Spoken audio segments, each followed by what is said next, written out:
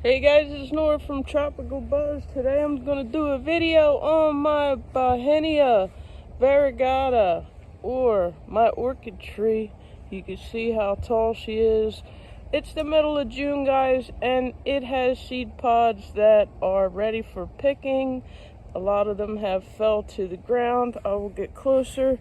As you can see, I harvested a bunch of seed pods. It is in the legume family, guys, but it grows as a tree, and you can see that the seed pods have split. This is how they look if you let them ripen on the tree, and the seeds will fall out of here, of course. But yes, I got quite a few. They get very dry and brittle, and they will easily break open. And if you look inside, you will see the seeds inside. So what makes this tree unique, guys, and this is not a perfect specimen, it needs a lot of pruning, but you could see the pods on the Bauhinia, and this is a medicinal plant. This is used to treat diabetes, and it's also used to treat kidney issues, guys, because it's very, very good for those two conditions. As you can see, the leaves have a very unique shape, guys. They are shaped like a cow's foot, and very easy to recognize. And if you take these, you can make teas out of them. You can put these in smoothies. They're very, very good for you. And this tree provides a lot of shade. The leaves can get quite big. As you see, they're as big as my hand. And you see that unique shape that they have. And all you have to do is just pick these, and you can, like I said, make tea, dry them out and make a tea, or you can just simply eat them as is. They're very, very good for the digestive system. They are called nature's insulin. So these leaves are very good at keeping your blood sugar under control. So I want to harvest some of the seeds in case you guys wanted some.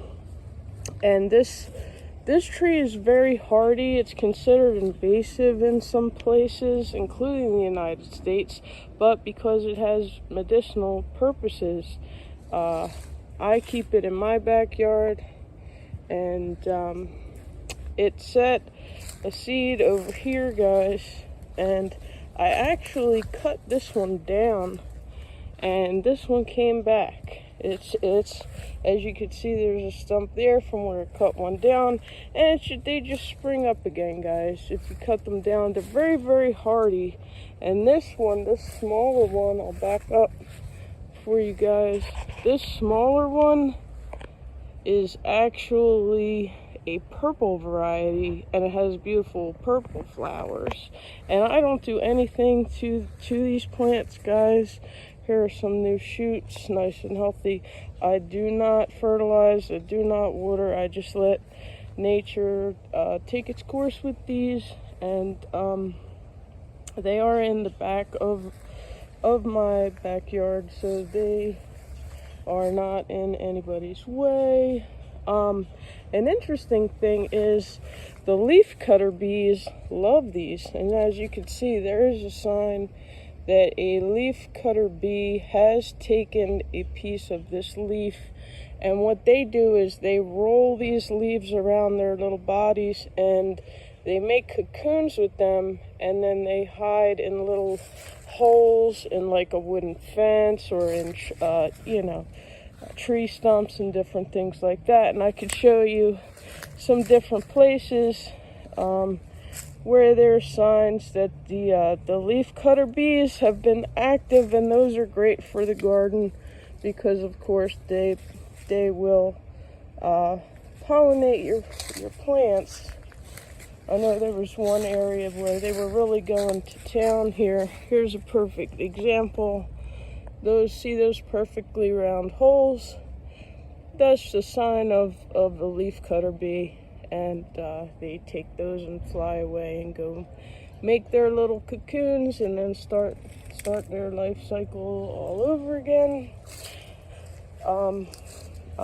bee friendly. I don't use any pesticides or anything that would hurt the bees. So they like these leaves in particular, and I see why, because the leaf is thin, but yet it is very, very sturdy for them to use and roll up and use their little piece of leaf for the cocoon. You can see up here, you can see they've been up here doing their thing, which is no big deal, guys.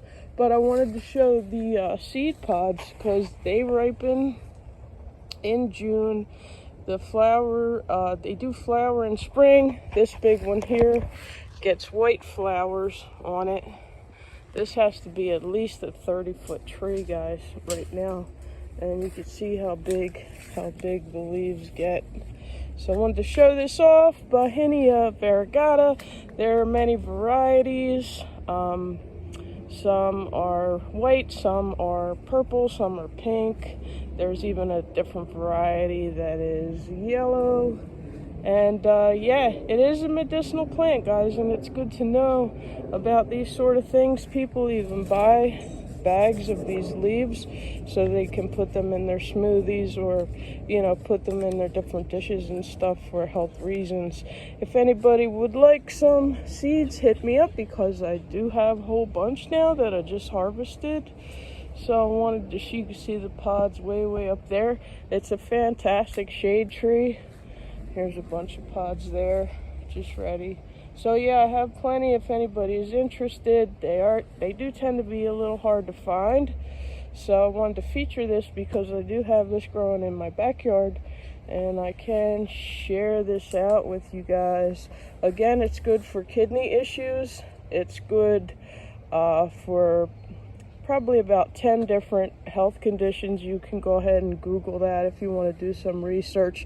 But the two main ones that stand out are, of course, for diabetes, for sugar control. People tend to harvest and eat these leaves after a meal, and they tend to have the effect of bringing your sugar under control, from what I have learned. And also, it is good for the kidneys, guys. If you have kidney issues, or you want to cleanse out your kidneys, that these leaves are good for that as well. And yeah, guys, good to know that you can get stuff like this, and just go ahead and grow your own medicine in your backyard, guys. And the bees love it too, of course, especially in the spring. They get a lot of pollen. There's a little ladybug. He's hanging out there, so he likes it too, guys. So there you go. Alright, thanks for joining my channel. Check out my other channel, The Stock Explorer. And I will see you guys in the next video, guys. Peace.